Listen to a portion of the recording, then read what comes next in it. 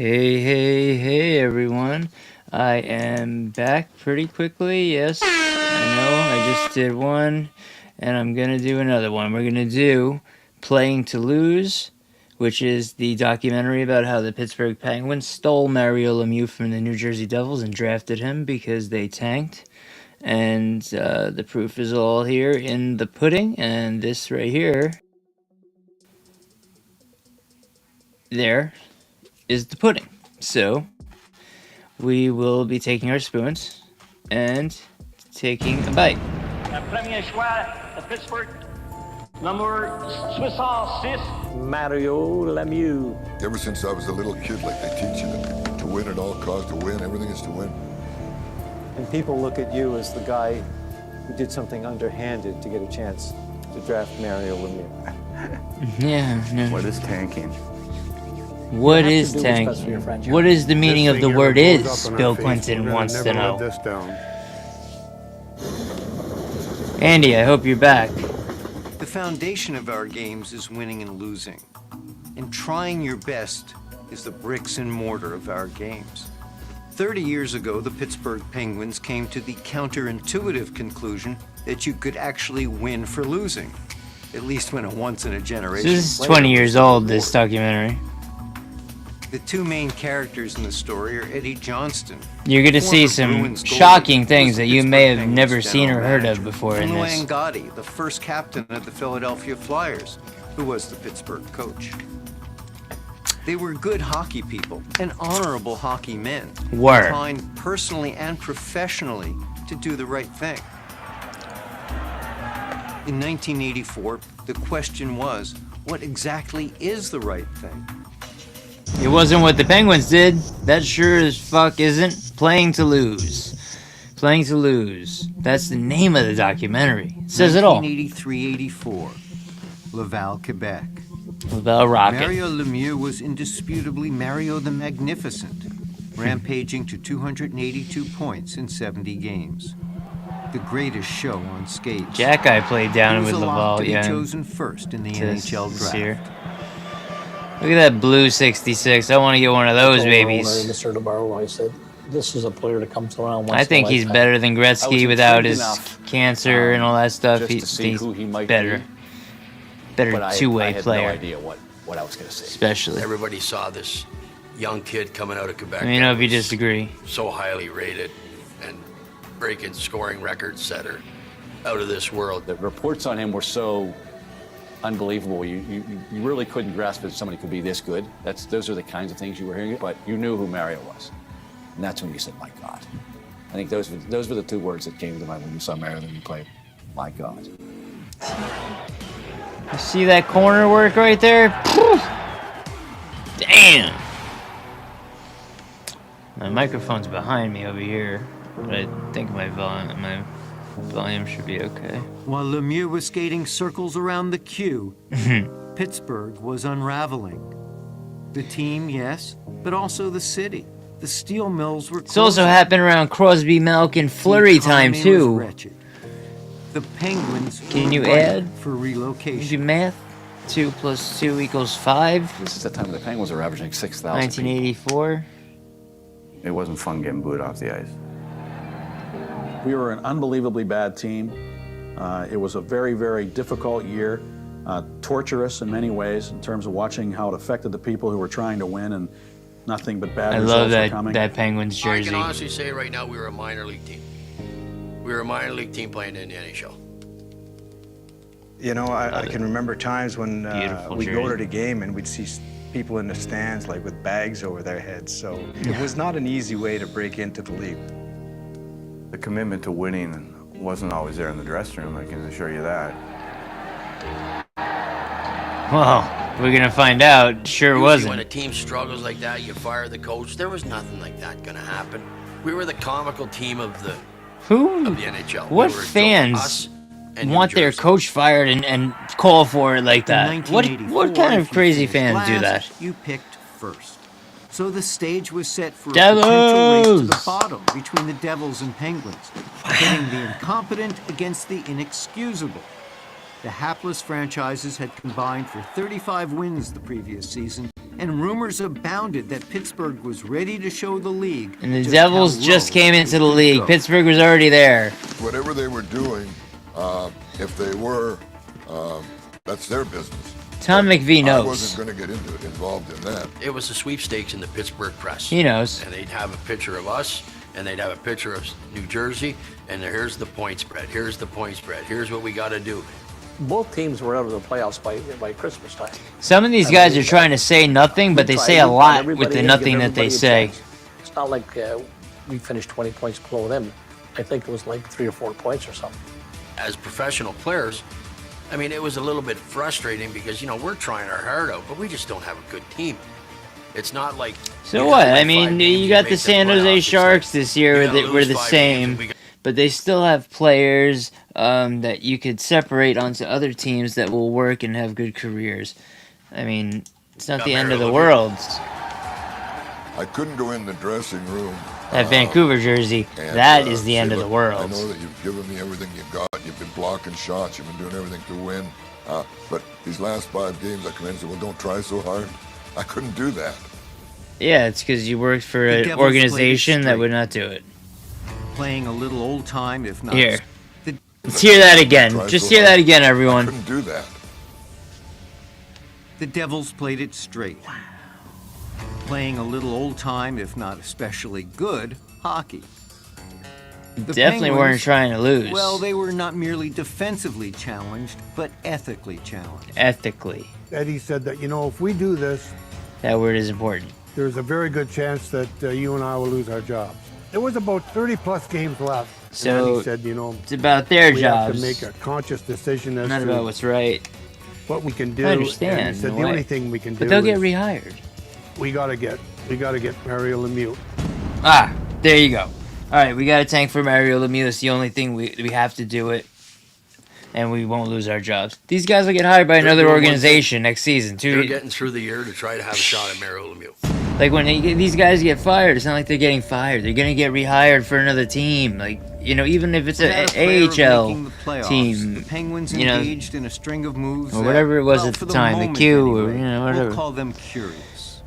There was The always AHL around this time. I don't know. suspicion that Eddie Johnston was going to do some things with his management of that team to get that pick if he could.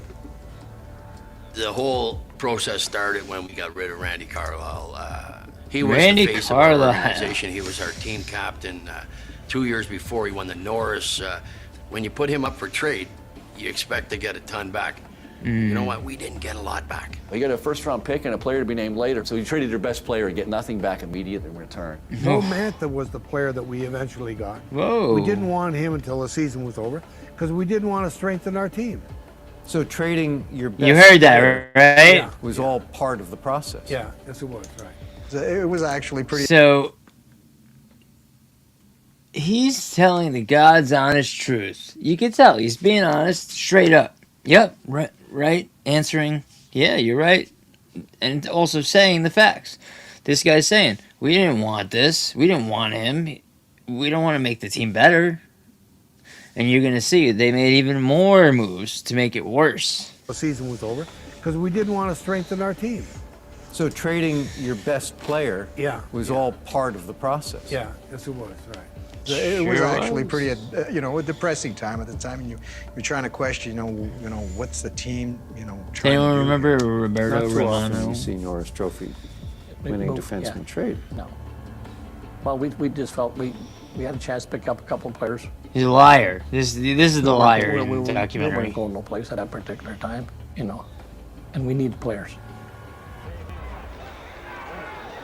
Incredibly, the Penguins had 48 players on their roster in 83-84, enough to field almost 3 teams, albeit not any good ones.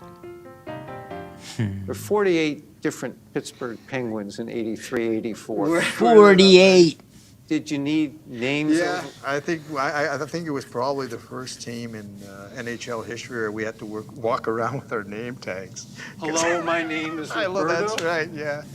Where you're from, where you played, basically, because it was like a revolving door. The players were coming in and out. And, they tried everything. Hey, a lot of players probably We got a had two career out defensemen, of doing I'm not that. going to mention their names. Were drafted and either one of them could only turn one way. I know we went in there one night to play, and I went out to the warm-up, and it looked like an American Hockey League team. We got it. Oh, so it was AHL. Okay, wait. Yeah, Let's hear this again. This is In amazing. and out, and, How could you they not tried laugh at this everything, guy? every Ready? run. We had two defensemen, I'm not going to mention their names, were drafted, and either one of them could only turn one way. I know we went in there one night to play, and I went out to the warm-up, and Gotta put a note it looked in. like an American Hockey League team to me. Roberto Romano had the look of the Penguins' goalie of the future, but he wasn't going to be the goalie of the present. Late in the season, Romano committed the faux pas of putting together a series of strong starts. You had a goalie, Roberto Romano, Yeah. put together a nice little run. Oh yeah, get rid of Roberto him. Romano. Well, nothing really happened to him, but we ended up, we sent him down to Baltimore with the idea of helping him, and then again weaken our team. I remember Roberto Romano, young goalie, playing very well for us, you know, and he's winning, and then all of a sudden he gets sent to the minors, and there's questions in the dressing room like, why would you send a guy that's winning? I was okay with it at the time because I hated to lose, and when I was with the Penguins, we weren't winning too often. And No, they weren't. Player No, they weren't. Tremblay, the goaltender. Mario All Tremblay? I remembered is and hearing that this guy was delivering milk somewhere.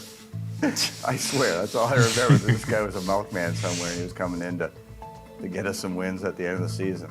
Was Yeah. that Vincent Tremblay? Vinny. I believe it was.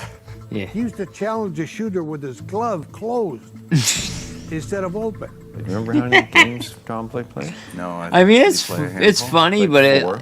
you know, His as a goals Devils against fan, average? 5.6. Close, 6.0. that's not as I bad. think his impact became greater in retrospect when you realized what had happened. He was just another guy who came in. There were a lot of One of guys the on 48, roster right? here, and a lot of guys that you really hadn't heard of. He played, I think, 4 games with us, and it was just, you know, he was as much to help us get Mario Lemieux as anybody did. He had a goalie win 2 games in a row, Roberto Romano, and he ended up in Baltimore. Why'd you send him down? To be 40 points out of a playoff and think you're going to win one more game and don't finish last, I mean, didn't make any sense to me. I was thinking more about That's not an answer. Why? embarrassing Why it would would have you been take for your me and Eddie goalie? Johnson. Why would you take your goalie and send him down to AHL when your season's still going? You're not going anywhere. Blah, blah, blah. So what? All right, but you don't want him to get injured. He's going to get injured in the AHL. Either way, you can get injured. So that doesn't make sense. That's just this man. That man is a liar. That just proves that he's lying. And this dude right here, I'm forgetting names at the moment, but this guy is telling the God's honest truth, and so are the other ones. if we didn't end up in last place. Because that's the thing that always was on my They mind. could have got Kirk Muller. Saying, boy, this thing ever blows up in our face, we're gonna never live this down. You know, I'm not letting them live it down. Not Devil's Joint. I let everyone know about this shit all the time. That's why we're watching it. That's why it's on my YouTube channel. That's why I talk about it and tell people about it. Final 21 Link games, it all the clinching time. the first overall draft pick in the second last game of the season. Okay, so let's hear that again. Sorry. The Penguins won just 3 of their final 21 games, clinching the first overall draft pick in the second last game of the season. Did the Penguins tank in 83, 84? I don't think the players did. I think they were just, Do you think management did? I don't know. And people look at you as the guy who did something underhanded to get a chance to draft Mario Lemieux. I didn't do any underhand. We just never had the talent.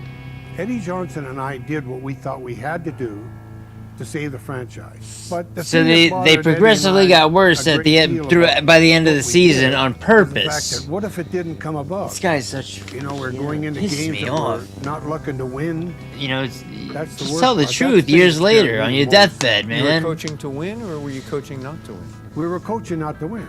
There's the No, truth. I will never deny that. I put Love my it. fourth line players out against the other team's first line players. And whenever we got a penalty, I put on players on the ice that that normally Or he another wouldn't put PK. them out there to kill a penalty. I knew what they were doing, sure. The hockey people would come to me after it was all over, and they would say, like, look at me with a puzzled look on their face. I mean, big-time hockey man. And they'd say, Tommy, did anyone talk to you about this? I said, no. They were implying that you don't have to win every game till the end of the year, and you'll get Lemieux. That's what they're implying. We went into a game to play the Rangers, and at the end of the first Good for period, we were him. leading 3-0. Tom McVie is a respectable And then he man. came into the coach's office and said to me, "What the hell's going on?" He said, "We're going to blow this whole deal." Did you ever tell Lou Angotti, big game tonight, make sure we don't win? Oh, no. No, yeah, he did. We'd be cheating the fans and that. You don't do that. You know, 'cause they'll come back and haunt you. You do stuff like that. You could see it, like Eddie was on pins and needles. You know, we're up 3-1. He's like thinking, God, guys, we got to lose this game. That's crazy. That's fucking crazy. This piece This of is a shit tale right here. with winks and nods. Johnston has never actually admitted that the Penguins tanked. He says things like, well, we were trying to do what was best for the franchise. He's playing politician. That's the only way we're going to prove our argument. We revisited Johnston for further clarification. Oh, you did? Lou says that you and he had an understanding about where the season wanted to go. You say there was no understanding. How do we reconcile that? Well, when I say there's no understanding, I mean, when we got out completely out of a playoff and we had no place to go, you know, I think what you got to do, you got to look out for your franchise then. I think that's more important. As a general manager, I think it happens in all sports. So that You know, there is an when you're admission again completely that out he of it, definitely tanked you know, the team. You got to be thinking that, hey, what's out there for the draft and what's around, and you know, and we needed to turn the franchise around here. Otherwise, we're not going to get anybody in the building, and we needed a superstar, and Mario was that guy. There's no one's going to ever admit it. I mean, Well, a couple of them you did. don't have to admit it. You just have to look at the roster. Yeah. I think when you're Look at the games, look at the roster. I mean, I could go. I'll go through all that info if people still think this isn't true. Viscerally, I'll go get all that information and go through it live. you tried to lose. And you know I will if And you know yet, me. By losing, he won. The players were never involved. You know, we never called the players into the office, said, look, you know, it's important, we're trying to save the franchise. They knew they were They bad. knew what was going on, but they were never, ever involved.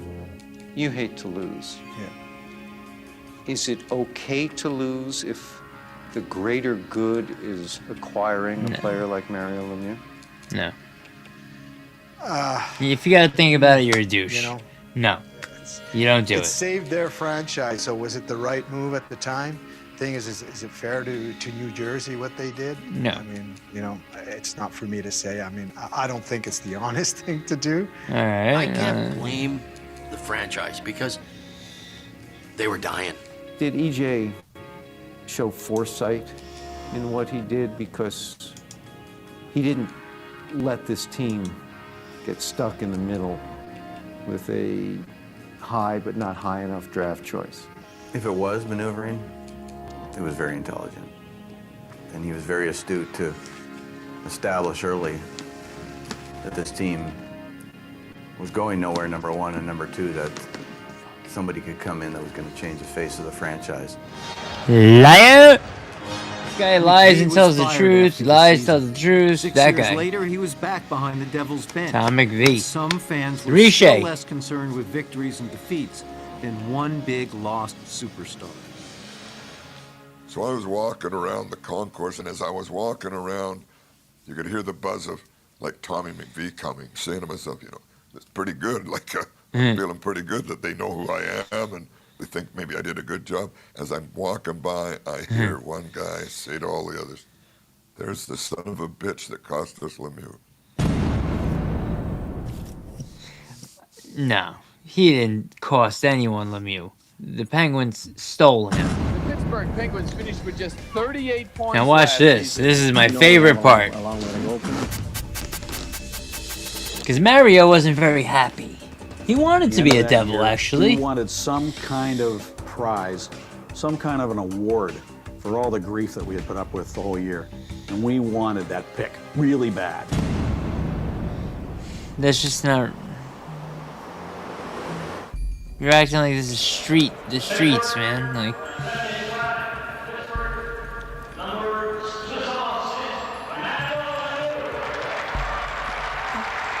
Oh, look, he's going up to the podium. Oh, no, he's not. By finishing last, the Penguins No, he's secured not. the first pick. Why? There was much at stake. Isn't he It was happy? basically, the life of a franchise. This wasn't about necessarily just getting a pick. This was about saving a team.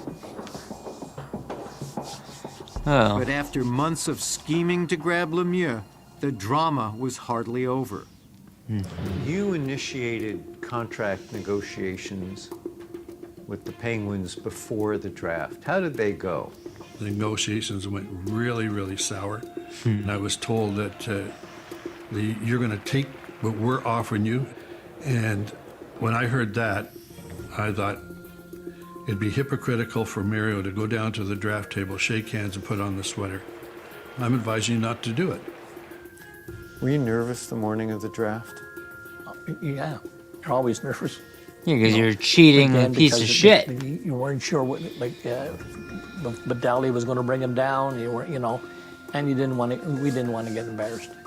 Premier choix de Pittsburgh, numéro 66, Mario Look at that face. Lemieux. Yeah, he's happy. He's so happy about how he's been treated like a fucking piece of meat. Mario stood up from where he was sitting. Yeah. Was expected to walk down to the Pittsburgh table, shake hands with Eddie Saddam Johnson, Hussein was there, put on the obviously. Pittsburgh sweater.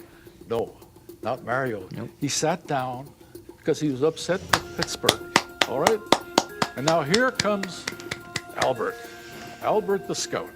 He's gonna Albert beg him. Bandinici was the Penguins' amateur scout in Quebec. He was desperate to get the future franchise player to the table.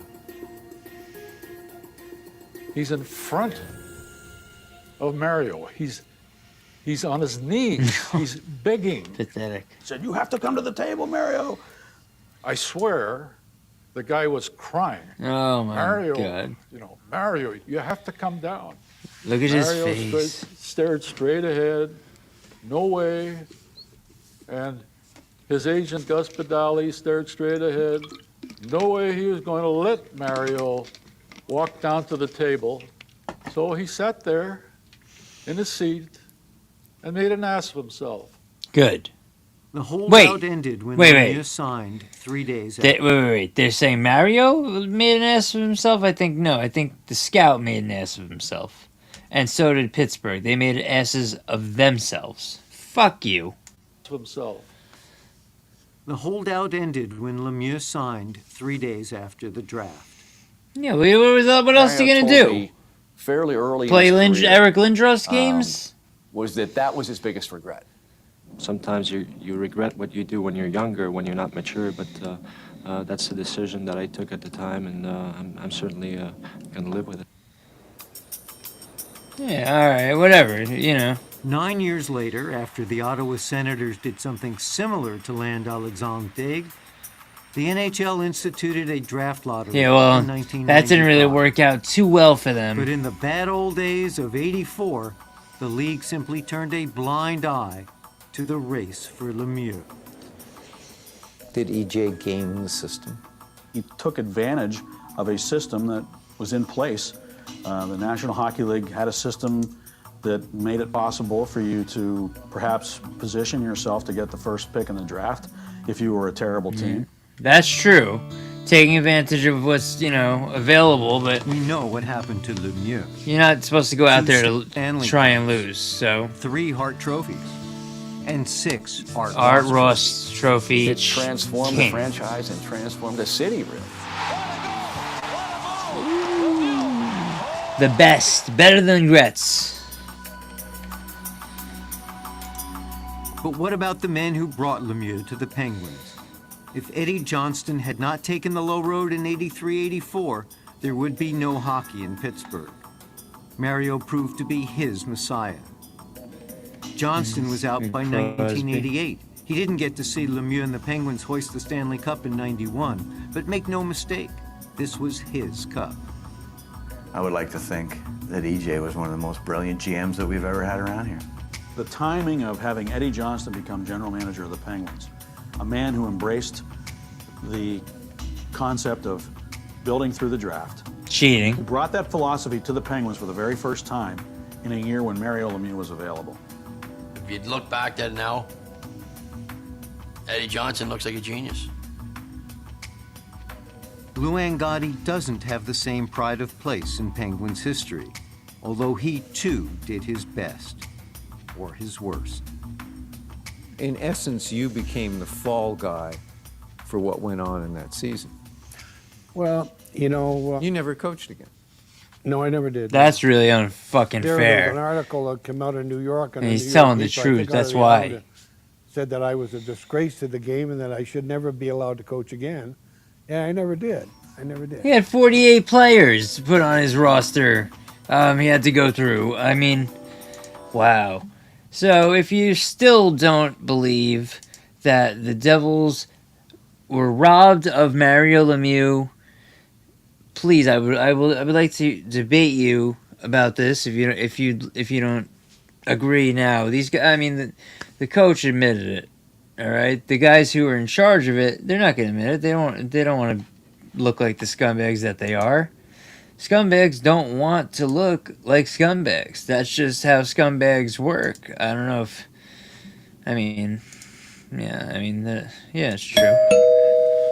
Alright, well, that's it. Thanks for watching. Hope you had a good time. See you next time.